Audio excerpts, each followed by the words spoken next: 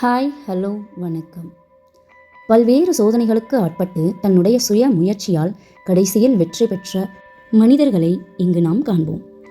வாழ்க்கையில் வெற்றி பெற துடிக்கும் ஒவ்வொருவரும் தெரிந்து கொள்ள வேண்டிய மனிதர்களின் கதைகளை பார்ப்போமா? வாங்க கதைக்குள்ள போலாம்.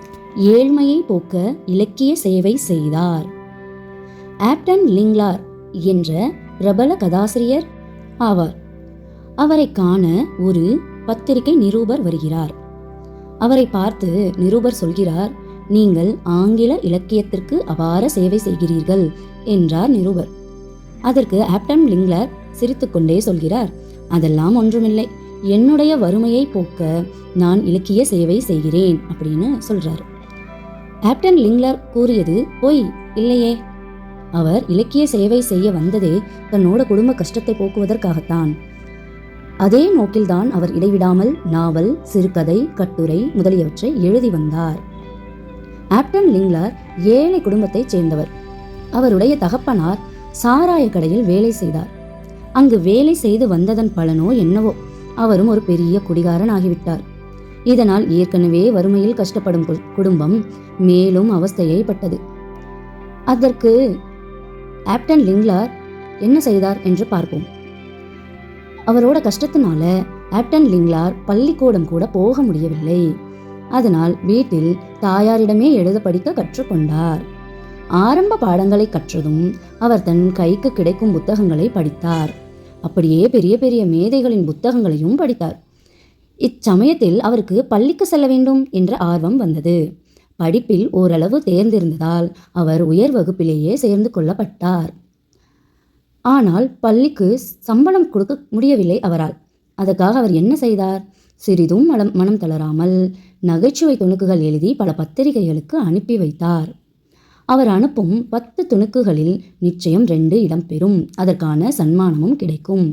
அவர் பள்ளிக்கு கட்ட வேண்டிய சம்பளத்தை கட்டவும் செய்தார். தம்முடைய செலவையும் பூர்த்தி செய்து கொண்டார். இவ்வாறு அவர் உயர்தர பள்ளியிலிருந்து கல்லூரிக்கு செல்ல தேர்ந்தார். கல்லூரிக்கு சென்றதும் ஆப்டன் லிங்லர் நாவல்களை எழுத தொடங்கினார். பகல் வேளையில் கல்லூரி படிப்பு, இரவு நாவல் எழுதும் வேலை. இப்படியாக அவர் தம்முடைய படிப்பிற்கும் குடும்பத்தையும் காப்பாற்றுவதற்காக முதலிலிருந்தே இலக்கியத்தின் உதவியை தான் நாடினார். ஆப்டன் லிங்லர் பெரிய கதாசிரியராக ஆன பிறகு தம்மை போல் கஷ்டப்படும் எழுத்தாளர்களை மறந்துவிடவில்லை. அவர் சம்பாதித்த பணத்தை கொண்டு ஒரு காலனி ஏற்படுத்தி அங்கே பத்திரிகை தொழிலில் ஈடுபட்டிருக்கும் பலரை வந்து குடியேறச் செய்தார். ஆப்டன் லிங்லர் இலக்கிய மேதை மாத்திரம் மட்டுமல்ல, சிறந்த சீர்திருத்தவாதியும் கூட. அவருடைய குடும்பம் வறுமையினால் கஷ்டப்பட்டது என்பதுடன் அவரோட தகப்பனார் குடிகாரரும் ஆக இருந்தார். ஒரு காரணம், அதனால் அவர் குடியை வெறுத்தார். என்ன காரணம்? தந்தை போல் தானும் ஆகக்கூடாது என்று. மதுபானம் செய்வதையே ஒழிக்க வேண்டும் என்ற கொள்கையுடையவர் ஆப்டன் லிங்லர். பிறகு ஆப்டன் லிங்லர் ஒரு கட்சியின் கொள்கையை அவருக்கு பிடித்திருந்தது. அதனால் அதே கட்சியில் சேர்ந்து அவரோடு சேவையை செய்தார். வறுமையின் கஷ்டத்தின் போது ஆப்டன் லிங்லர் ஒரு சாதாரண இடத்தில்தான் வசித்து வந்தார். ஆனால் பணக்காரன் ஆன பிறகும் கூட அவர் அதே மாதிரியான இடத்தில் மட்டும்தான் வசித்தார். அதுக்கு இன்னொரு காரணமும் இருந்தது. அவர் கொஞ்சம் வசதியாக வந்த பிறகு அவர் ஒரு பெரிய மாளிகையை வாங்கினார். அந்த மாளிகையில் இருக்கும்போது ஒரு நாள் அந்த மாளிகை தீக்கிரை ஆகியது. ஆதலால் அங்கிருப்பது நமக்கு சரிவராது என்று தன்னோடு குடும்பத்தோடு அவர் தன் பழைய நிலையில் இருந்த வாழ்க்கைக்கே திரும்பி வாழ்ந்தார். ஆனாலும் அவர் அவரோடு இலக்கிய சேவையை மறக்கவில்லை. அதேபோல் வாழ்க்கையில் ஆடம்பர செலவுகளை எல்லாம் வெறுத்தார். ஆடம்பரமாக செலவு செய்வதை மிச்சப்படுத்தினால் அதை வறுமையால் கஷ்டப்படுபவர்கள் கொடுக்கலாம் என்பது அவரது எண்ணம். இப்போ இந்த கதையில் நம்ம ஆப்டன் லிங்லர் என்ற ஒரு மனுஷனை பற்றி தெரிஞ்சுக்கிட்டோம். வாழ்க்கையில் எல்லாருக்கும் நிறைய கஷ்டங்கள் வரதான் செய்யும்.